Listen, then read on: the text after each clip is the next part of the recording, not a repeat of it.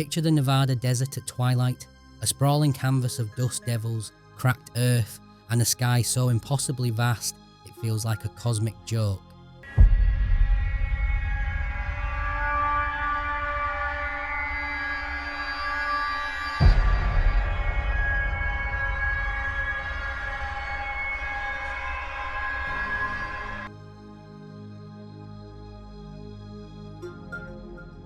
The supposed deal was simple. We get alien technology that lets us build stealth bombers decades ahead of schedule. In return, they get unrestricted access to our military bases and an endless supply of fresh strawberries. Tonight, we delve into the incredible account of Charles Hall and the beings he called the Tall Whites, entities so pale they seem to glow in the moonlight, and so tall they could peer over the tail fin of a B-52 bomber.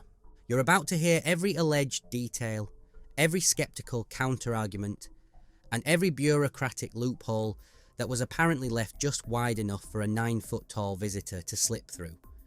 When Charles Hall reported for duty at Nellis Air Force Base in 1965, he was expecting a tour defined by dust, atomic history, and the lonesome drift of tumbleweeds. What he got instead was a shack so remote his superiors sarcastically dubbed it Dreamland. His first week was a lesson in extremes. Daytime temperatures soaring to 120 degrees, nights plummeting to 30, and a single bizarre canyon that would inexplicably flash freeze to 40 below. And every evening, as the sun went down, his weather instruments would go completely haywire. It happened at the precise moment that paper white figures began to glide across the dry lake bed, leaving no footprints, casting no shadows, and trailing only a faint clean scent of ozone. He tried to log it as a temperature inversion, but his hand trembled as he wrote. One night, one of the figures stopped, turned, and raised a slender arm to point directly at him. Hall wasn't a UFO fanatic. He was a math student from Wisconsin, serving his country to pay for his education. But the pattern held night after night. The sun would dip below the horizon, his instruments would spike, and the apparitions would materialize on the salt flats. On his 14th night, he stepped outside to adjust a barometer and came face to face with a woman. She stood over 8 feet tall, with hair like spun glass and eyes the colour of glacial ice, leaning casually against his truck.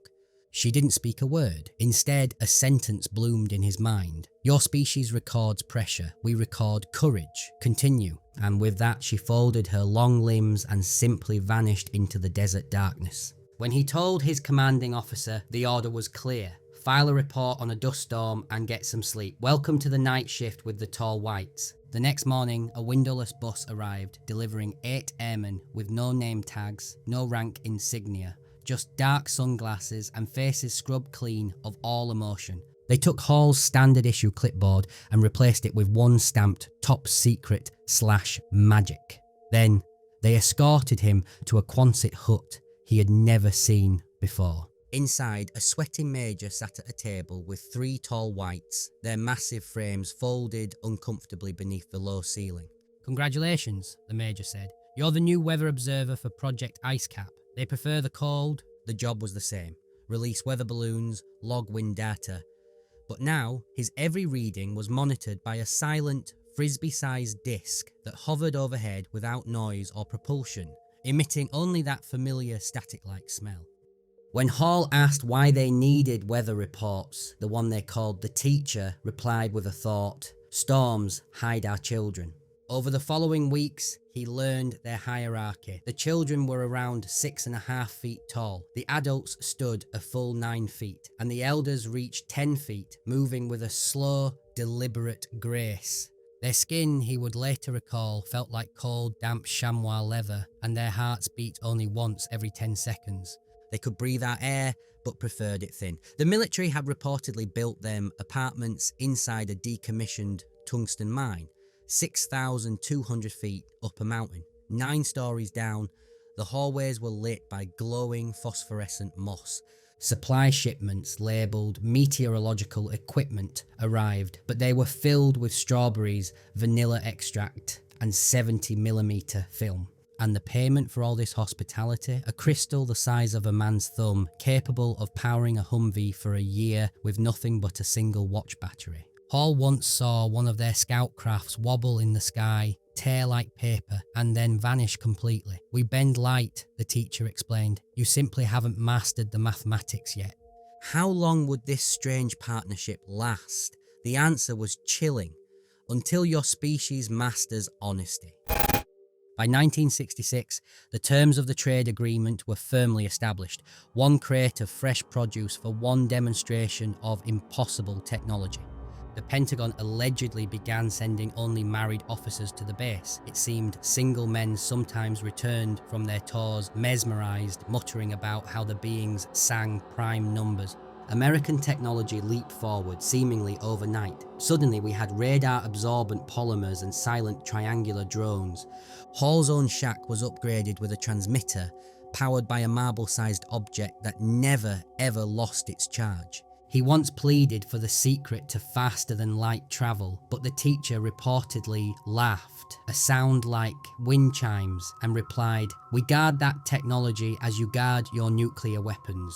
They did, however, provide inertial dampeners. These allowed F-4 Phantom jets to pull 20 Gs of force without crushing their pilots. At Nellis Air Force Base, the technology was officially designated as pilot safety harnesses. Each month, the tall whites received their 400 pounds of strawberries and 12 gallons of ice cream. In return, we received exotic alloys that allowed the SR-71 Blackbird to cruise at over 2,200 miles per hour without melting. It was perhaps the sweetest deal ever struck for human advancement. It all sounds utterly unbelievable, doesn't it? When Charles Hall finally published his story, he did so as a science fiction series titled Millennial Hospitality.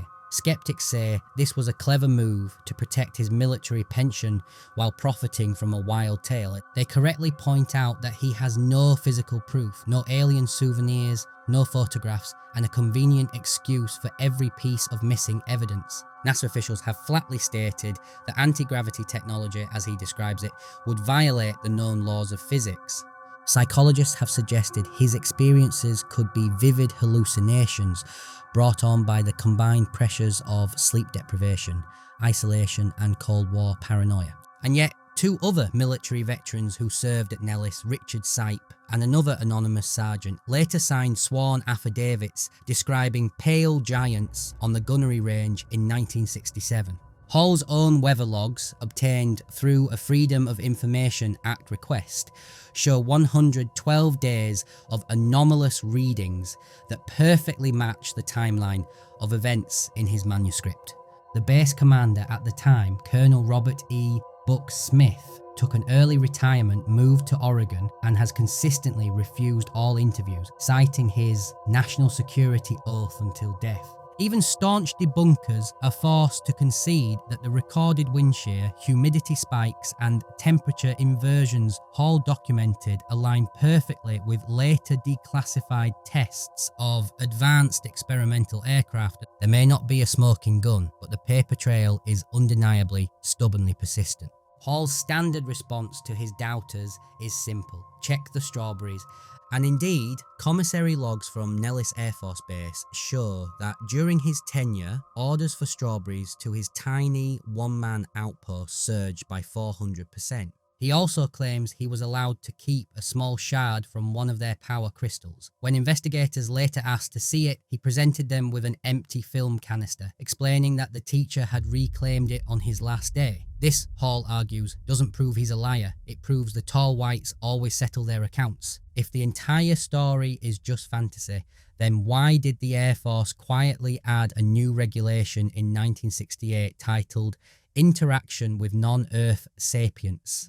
A paragraph that appears in no other military branch's manual. And why did a 1974 CIA briefing accidentally declassified with the JFK files in 2017 mention biological entities exceeding 8 feet under the codename Ice Cap? It seems every attempt to debunk the story only uncovers another corroborating document, suggesting the simplest explanation may not be a hoax, but a secret so well kept that not even Congress has the key. While Area 51 has captured the public's imagination, Hall insists the real action was always at Range 3, a remote salt basin completely hidden from all public highways. Satellite imagery of this area reveals 5 hangars that were constructed in 1958, mysteriously demolished in 1972, and then rebuilt in 2002, a timeline that curiously aligns with reported waves of tall white activity. The underground facility is said to have 9 levels. Levels 1 through 3 are for human personnel, 4 through 6 are shared laboratories. Level 7 is for the cryo-storage of their heat-sensitive children. Level 8 is a conference area with a 30-foot table, and Level 9 is a launch bay with a magnetic rail to catapult their scout craft silently into the sky. Workers are reportedly flown in from Las Vegas on the infamous unmarked Janet Airlines. They land on a runway that only becomes visible when a specific secret sequence of strobe lights is activated. Hall says he flew on these windowless 737s twice a month, but never learned a single pilot's name or saw a passenger manifest. He is convinced this very same base is now being used to reverse engineer gravity amplifiers powerful enough to lift 40 tons. If that's true, then every rocket launch since the Apollo era might just be public theatre, a spectacular display of smoke and fire to distract us from the real vehicles that leave in total silence. Once you know the story, you start to see echoes of the tall whites everywhere in pop culture. The lanky, graceful aliens in Spielberg's Close Encounters of the Third Kind seem pulled directly from Hall's descriptions. The 1980s TV show V featured tall, Nordic-looking alien negotiators. And in The X-Files, a character quips about vanilla ice cream in a way that feels like a direct nod to those strange commissary receipts. Online, the archetype of the Nordic alien, tall, blonde, telepathic beings who prefer cold, high-altitude climates, is a direct reflection of Hall's blueprint. They have become the antithesis of the menacing Greys. They're portrayed as gentle giants, cosmic guardians guiding a species that is still playing with fire. Hall's books continue to sell, often categorised as both fiction and non-fiction, with reviews split evenly between those who believe in a vast cover-up and those who see a compelling coping mechanism. Either way, the archetype is now permanently ingrained in our culture. If you ever encounter a 9-foot-tall Scandinavian in the desert moonlight, you'll know to offer them fruit and maintain eye contact, the exact etiquette the teacher taught Charles Hall. In 2023, the Pentagon relaunched its UFO reporting office, this time rebranding the phenomena as Unidentified Anomalous Phenomena, or UAPS. Just 6 weeks later, 14 new sightings were reported over the Nellis Range, describing elongated humanoids gliding above cactus height without propulsion. A Las Vegas news station, KLAS, even aired a short clip of the phenomenon, but the segment was removed from their website within 24 hours. Remnants of the broadcast, however, still circulate on Reddit. Hall, now 83 and living in Albuquerque, believes this surge in activity means the tall whites will go public before the decade's out. He bases this prediction on their mathematics. They believe that every 60 years, human technology reaches a point where the cost of secrecy outweighs the benefits of disclosure. The 1890s brought us radio, the 1950s brought us nuclear power, the 2010s brought us quantum computing. The next threshold is around 2030, and Hall expects disclosure will be carefully framed as the arrival of benevolent elders to prevent global panic. Wall Street may already be sensing a shift. Obscure online investment forums are buzzing about gravity-related patents filed by mysterious Nevada-based LLCs, all fronted by retired military colonels. If this story has opened a door to a new world of possibilities, be sure to subscribe and ring that notification bell for our next investigation. And leave a comment below. What single piece of evidence would it take to convince you that the tall whites are real? Charles Hall departed Nellis Air Force Base in 1967 with a firm handshake and a chilling warning from his superiors. Tell the story too loudly and ears will close around your throat. He spent the next 20 years in civilian radar operations, quietly drinking vanilla milkshakes and flinching whenever a shadow fell the wrong way. In 1988, a psychiatrist treating him for PTSD placed him under hypnosis. The recordings from those sessions are said to match his published books perfectly, right down to the specific details and the lingering smell of ozone. Those tapes now sit in a safe deposit box in Albuquerque, with strict instructions that they only be opened upon official presidential confirmation of extraterrestrial contact. His children grew up thinking their father simply told the most imaginative science fiction bedtime stories. It wasn't until strangers began emailing them aerial photographs of Range 3 that they began to wonder if his stories were actually an autobiography. Today, Charles Hall builds model airplanes. He fits them with magnetic levitation landing gear, and as he works, he sometimes hums the 5-note musical greeting of the tall whites. He remains absolutely certain he will live to see disclosure. And when that day comes, he plans to simply smile and say, "Check the strawberries. I left you 4 volumes of breadcrumbs." So that's the story. A desert bright enough to blind you, and a secret cold enough to burn. It's the account of a single airman that somehow connects vanilla ice cream to stealth bombers, strawberry shipments to interstellar trade agreements, and 9-foot-tall visitors to tunnels buried deeper than our oldest nuclear test sites. We can't bring a tall white into a television studio for an interview, but we can examine requisition forms that still seem to carry the faint scent of ozone and berries. Perhaps in our modern age, that is the true currency of belief. Not an alien body on a gurney, but a paper trail so consistent that it hums with its own strange energy. Does a secret alliance with pale giants truly lie hidden within dusty produce orders and redacted flight logs? You now have the dates, the documents, and the questions that linger in the dark. You must decide for yourself what stands taller, the evidence or the profound silence that blankets it like the desert stars.